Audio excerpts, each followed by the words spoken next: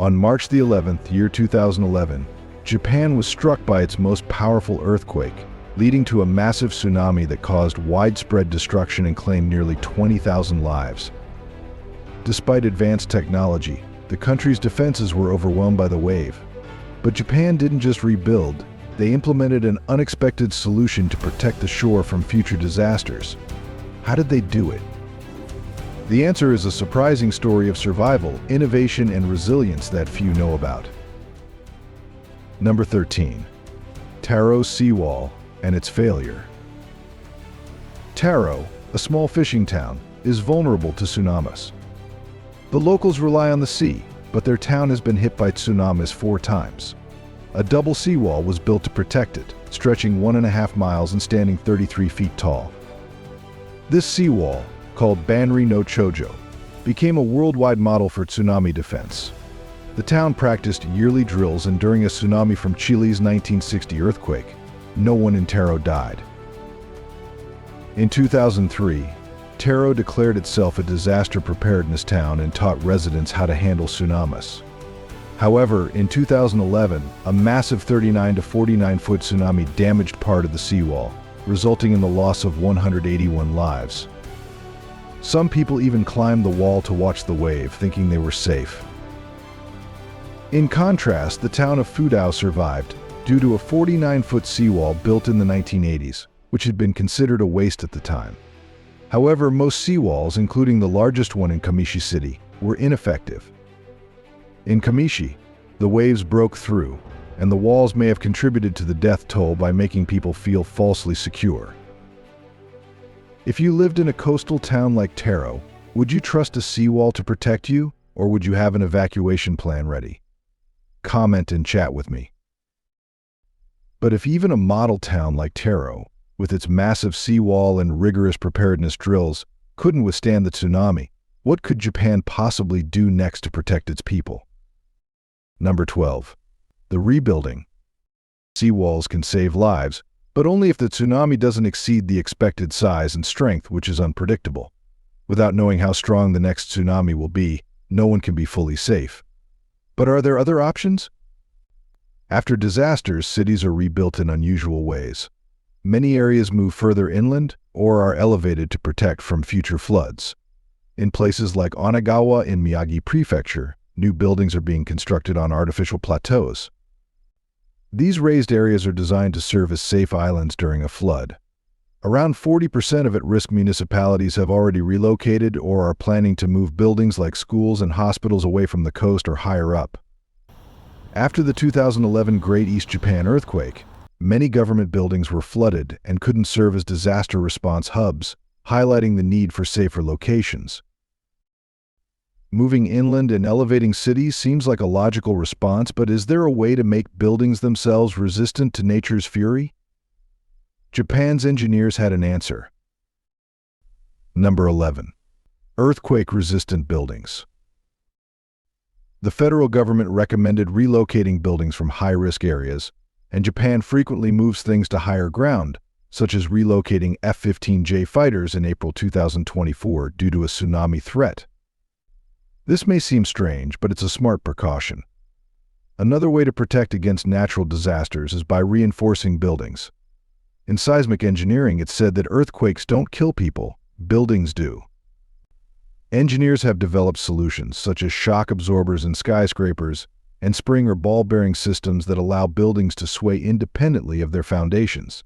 Technology continues to shape building designs. In Osaka, a building is reinforced with a seismic isolation system. In Tokyo, Shimizu Corporation uses an old earthquake-resistant column from a wooden house in Miyama.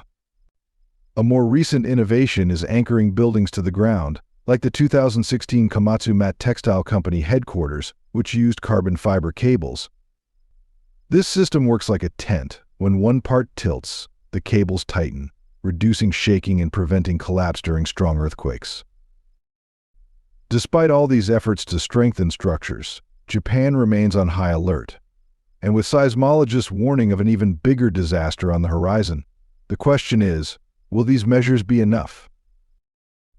Before exploring, I have a special 10-second request for all of you listening. If you can help me in any way, just hit the notification bell and hit that subscribe button. It helps this channel so much. And if you do that, I will do everything I can to make this show even better for you. Deal? Number 10. The looming threat. Japan is actively preparing for potential disasters, including those related to seismic activity. In August 2024, some areas in western Japan experienced seismic tremors, leading local and national authorities to take immediate action. Although the government later canceled most of the warnings, and no serious damage was reported from the 7.1 magnitude earthquake, the country remains on high alert for future seismic events. Seismologists predict that a mega-earthquake could occur in the Nankai Trough, which could potentially be one of the most powerful earthquakes recorded. While there is uncertainty in the timing, experts suggest that a mega-earthquake could happen within the next few decades. The Nankai Trough is a subduction zone, a region where tectonic plates collide, and it stretches over 430 miles. Strong earthquakes are common in subduction zones, and historical events such as the Great Chilean Earthquake of 1960 and the 2004 Indian Ocean earthquakes have occurred in similar areas. The last major earthquakes in the Nankai Trough occurred in 1944 and 1946, both with a magnitude of 8.1, and caused significant destruction in Japan. Based on these intervals, studies suggest there is a 70 to 80% likelihood of a significant earthquake in the Nankai Trough within the next 30 years. Although this information is well known, some areas built after the 2011 tsunamis are still located in flood-prone zones, requiring continued preparedness and safety efforts. With a mega-earthquake looming in the Nankai Trough, Japan decided it needed an even greater defense. Their solution? A colossal wall stretching for miles along the coastline. Number 9. The Great Japanese Wall. Japan is constructing a massive seawall called the Great Japanese Wall, stretching 246 miles from Aomori to Fukushima prefectures. At its highest points, it reaches 51 feet and is expected to cost around $12.740 billion.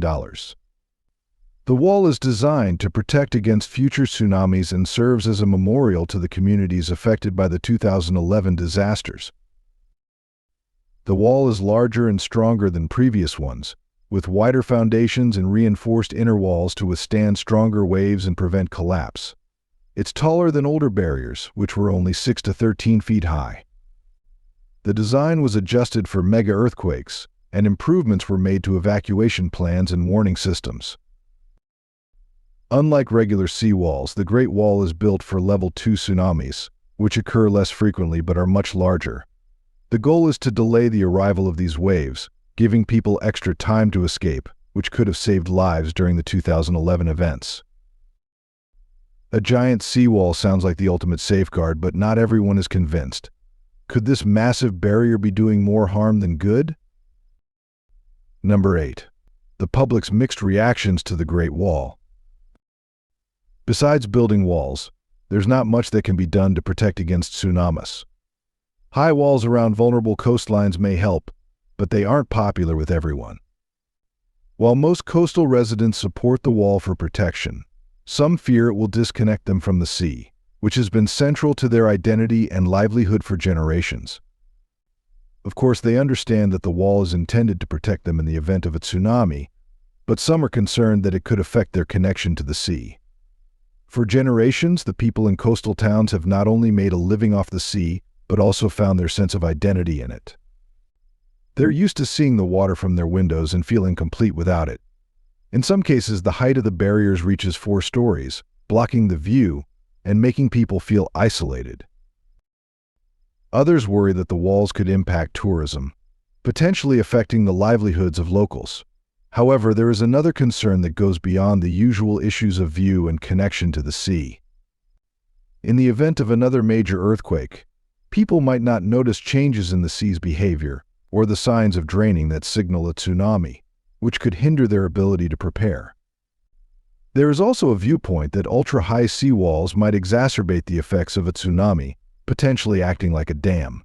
A dam works as long as it stays intact, but if the wall cannot withstand the tsunami's force, the resulting flood could be even more devastating.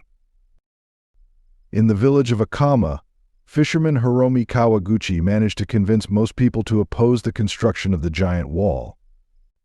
Even though he lost his wife, mother, and grandson in the year 2011 tsunami, he does not believe the new wall will protect locals if another big wave hits. He says in the last tsunami the old wall was destroyed, and its remains were left floating on the surface, rendering it ineffective. Everything man-made is vulnerable, it's inevitable.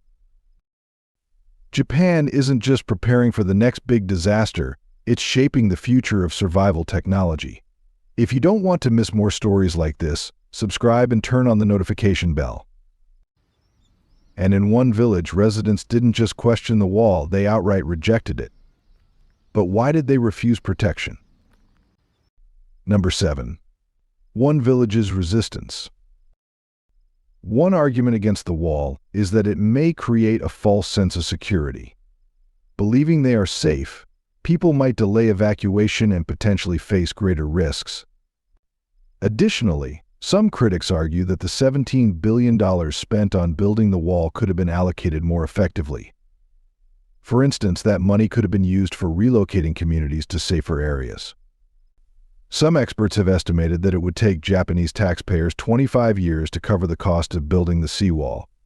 One village even succeeded in halting the construction. This occurred on Osima, the largest inhabited island in the Tohoku region, which is known for its natural beauty and charm. The island has a vibrant community, and many residents were opposed to the decision to build a dam there. If the wall isn't the perfect answer, then what about its impact on the environment? Scientists have their concerns, and they might surprise you. Number 6. The ecological and environmental cost. The islanders were mostly skeptical about the idea of a great wall to protect against tsunamis. They convinced the prefecture to modify plans for the 39-foot-high wall originally proposed for one of the beaches and opted for a wooden promenade instead of a barrier at a neighboring one. In the end, they did build the seawall, but at a reduced height and in alignment with local preferences. Regarding the perspective of the coastal population, their stance is clear. But what do ecologists think about the massive wall? Well, opinions are mixed. Some experts express concerns that the wall could impact the coastal environment by altering natural interactions between the sea and the beach. It may influence sediment transport, coastal erosion, water currents, and nutrient flow, which could have implications for biodiversity. Additionally, some nocturnal wildlife that typically visit the beach may experience changes in their behavior. Over time, such environmental shifts might contribute to challenges for certain species. So if static walls pose challenges, is there a smarter, more flexible solution? Japan's engineers think so, and they've come up with an invention that could change everything. Number 5. Movable seawalls. With movable seawalls, Japan does a lot to protect itself from tsunamis. Here's another unique invention, a movable seawall. The system includes gates placed at the entrance of a port, which close during periods when the port is not active, like at night or on holidays. When the gates lift, the difference in water levels inside and outside the port helps generate electricity. This energy is stored and used for future gate operations. All in all, it's a cool thing, multifunctional. Researchers from the Tokyo Institute of Technology came up with the idea for such a seawall, and this project will be especially promising for areas prone to tsunamis caused by earthquakes along the Nankai Trough. Additionally, the system can generate excess energy, providing emergency power to ports in case of outages and power failures. That's something that happens a lot during natural disasters. To give you an idea of how useful such a movable seawall system would be, let me tell you that Japan has 2,780 fishing ports and 993 commercial and industrial ports, and all of them need protection from natural disasters. The problem is each port will need its own system, and that's a huge investment. It's interesting that as of today, there are no systems in the world that use movable seawalls to generate electricity and then use that energy to power themselves. In other words, this is a groundbreaking innovation. All that's left is to get it up and running. While Japan is focused on fortifying its defenses, the ocean itself has been carrying a haunting reminder of the 2011 disaster, Wreckage, that traveled thousands of miles. But where did it all end up? Number 4. Wreckage Journey. Wreckage Journey. After the powerful earthquake in March 2011 on Japan's northeastern coast, which triggered a massive tsunami and tragically resulted in the loss of about 20,000 lives, the waves carried some buildings into the ocean. It was a heartbreaking event for the people of Japan, and another sign of its impact was the wreckage of houses that drifted about 4,000 miles across the northern Pacific Ocean over 14 months. Eventually, some of this debris reached Alaska, where residents began noticing and collecting plastic bottles, pieces of foam, and floating buoys that had washed ashore from Japan. Other items appeared along the coast of Canada, including a whole motorcycle. The estimated amount of debris was around 1.5 million tons. Cleaning it up all at once was nearly impossible, and it took years to recover what remained of the Japanese structures. Among the debris in the Pacific, people found all sorts of objects, from refrigerators to construction materials and even soccer balls. If you think Japan's tsunami defenses are impressive, just wait until you see what they're working on next. Hit the like button if you love seeing cutting-edge disaster solutions. Amid the destruction, one lone survivor stood tall, a tree that defied all odds. But why did this single pine become a powerful symbol of resilience? Number 3. The Miracle Pine Tree. On March 11, 2011, a natural disaster impacted the city of Rikuzen, Takata. Like in many other places, the area was affected by powerful waves reaching up to 43 feet high. As a result, significant damage occurred and many lives were lost. Only a few buildings in the city center remained standing. Amid the devastation, one unique tree, known as the Miracle Pine, stood resilient. According to the city's mayor, this pine became a symbol of strength and hope for recovery. In 2013, efforts were made to preserve the historic tree, not by restricting public access but by reinforcing it for future generations. A metal frame was inserted into the trunk of the 250-year-old tree, which stood 89 feet tall, along with artificial branches and leaves made from synthetic resin. When discussions arose online about the project's costs, a decision was made to fund it through donations from supporters in Japan and abroad. The fundraising goal of 150 million yen, nearly $1 million, was successfully reached. Alongside this restoration, a disaster prevention park is planned for the coastal area, with the historic tree as its centerpiece. For a year following the disaster, the tree was illuminated each night as a tribute to those affected. While nature left behind one unforgettable symbol, the ancestors of coastal communities left another, centuries-old warning stone. But did people heed their advice? Number 2. Tsunami Warning Stones. On the northeast coast of Japan, in the village of Enoshi, stands a 10-ton stone tablet with a historical warning carved into it for the locals. The inscription advises high dwellings ensure the safety and well-being of future generations. Remember the impact of past tsunamis.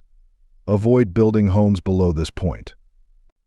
These tsunami stones are placed along the Japanese coastline as reminders for people to seek higher ground after earthquakes, which can sometimes trigger large waves. Many of these stones date back to around 1896, a time when 2 major disasters resulted in significant loss of life. Despite these warnings, over time, some inscriptions were overlooked as coastal towns expanded and people placed greater reliance on seawalls built by Japanese authorities. However, in certain places like Enoshi, local communities have continued to follow these historical guidelines. Not only do they preserve these messages, but they also educate children about them in schools. Still, learning from the past remains a challenge. For example, in Japan, 4 years after the 2011 tsunami, approximately 230,000 people were still residing along coastal areas. Tsunami warning stones have been around for centuries. Should we be paying more attention to ancient wisdom? Or do you think modern technology is enough to keep us safe? Let's debate in the comments. Learning from the past is one thing, but adapting for the future is another. And Japan is even redesigning something as small as an elevator to help save lives in a crisis. Sounds strange? Here's why it makes sense. Number 1. The elevator design that could save lives. Elevators with toilets. What comes to your mind when you think of elevators? I think of them as a quick way to get between floors and a little bit of claustrophobia.